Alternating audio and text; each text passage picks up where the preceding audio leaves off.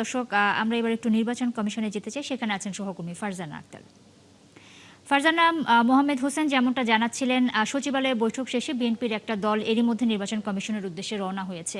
তারা কি পৌঁছেছেন কিনা কিংবা কখন নাগাদ পৌঁছাতে পারে এবং সেখানকার যাবতীয় কি ধরনের বিষয় রয়েছে, কি কি বিষয়ে আলোচনা হতে পারে, সব মিলিয়ে আপনার কাছে কি তথ্য রয়েছে সেটা যদি বলেন।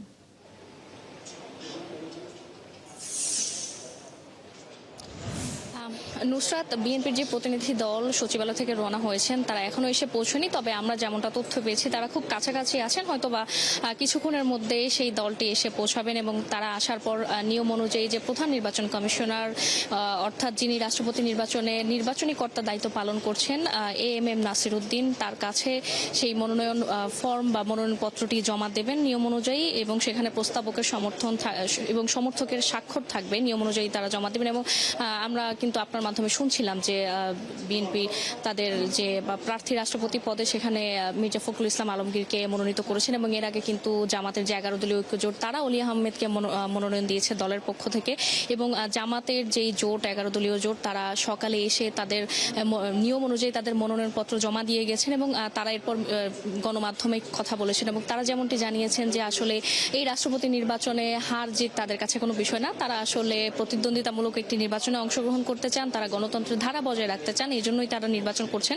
এবং তারা এমনটিও বলেছেন যে আসলে বিএনপি সরকার এই যে 70 অনুচ্ছেদ যার অধীনে আসলে এমপিদেরকে তার দলের বিরুদ্ধে গিয়ে ভোট দেওয়ার নিয়ম নেই সেটি অধ্যাদেশ করে তারা বাতিল করতে পারত, তারা জানিয়েছেন যে এটি করলে হয়তোবা এটি বিএনপি সরকারের জন্য আরো ভালো হতো। তবে এর আগে কিন্তু আমরা দেখেছি যে বিএনপির যে চিফ হুইপ তিনি বলেছেন যে 70 অনুচ্ছেদের বাইরে যাওয়ার কোনো সুযোগ নেই এবং এই 70 অনুচ্ছেদ অনুযায়ী যেহেতু ভোট হতে যাচ্ছে সে এবং সংসদে যেহেতু বিএনপি সংখ্যাগরিষ্ঠ রয়েছে সেক্ষেত্রে বলা যায় যে মনোনয়নপত্র যদি ঠিক থাকে অর্থাৎ মনোনয়নপত্র যাচাই বাছাই উত্তীর্ণ হয়ে গেলে বলাই যায় যে দেশের আগামীতম 23তম রাষ্ট্রপতি কিন্তু মির্জা ফখরুল ইসলাম আলমগীর হতে যাচ্ছেন।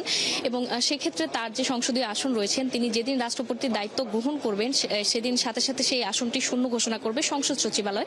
এক্ষেত্রে তার সেই আসনে আবার উপনির্বাচন দিবে নির্বাচন কমিশন। এবং আমরা কিন্তু অপেক্ষা করছি এখানে বিএনপির যে প্রতিনিধি দল তারা আসবেন, আসার পর তারা প্রধান নির্বাচন কমিশনার বা নির্বাচনী কর্তা যিনি রয়েছেন রাষ্ট্রপতি নির্বাচনে তারা সে মনোনয়ন জমা দিবেন। এবং নুসরাত, আরেকটু জানিয়ে রাখি রাষ্ট্রপতি নির্বাচনে ভোট গ্রহণ হবে 20 আগস্ট দুপুর 2টা থেকে বিকাল 5টা পর্যন্ত এবং এরপর নির্বাচন কমিশন সেখান থেকে সাথে সাথে একটি প্রাথমিক ফল ঘোষণা করবে। নুসরাত, এই ছিল আমার কাছে সবশেষ। অনেক ধন্যবাদ ফারজানা আপনাকে। দর্শক, নির্বাচন কমিশন থেকে যুক্ত হয়েছিলেন ফারজানা আক্তার এবং সচিবালয় থেকে আমাদের সাথে যুক্ত হয়েছিলেন মোহাম্মদ হোসেন। দেশের 23তম রাষ্ট্রপতি হিসেবে বিএনপি তার চূড়ান্ত প্রার্থী ঘোষণা করেছে দলের মহাসচিব মির্জা ফখরুল ইসলাম আলমকে সেই বিষয়ে বিস্তারিত তারা আমাদেরকে তথ্য দিচ্ছিলেন।